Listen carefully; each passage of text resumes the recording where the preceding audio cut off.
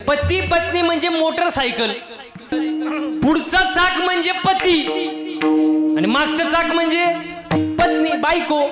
पुढचं नवरा, मागचं बायको. पण मागचं चाक जरा भाऊ खात. मागचं चाक जरा का? कारण मागच्या चाकाला असं वाटतं चैन आपल्याच चाकाला आहे, चैन मागच्या चाकाला आहे म्हणून ते थोडं भाव खात. पण मागच्या चाकाने शायनिंग मारायची अजिबात गरज नाही. याचं कारण सांगू का? हँडल पुढच्या चाकाला असतं ना,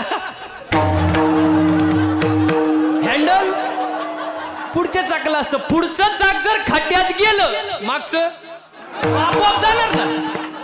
म्हणजे महत्वाचं काही समतोल महत्वाचा, बॅलेन्स महत्वाचा का नाही. म्हणून एकमेकाला क्षमा करावी. भांडणं झाली तिथले तिथं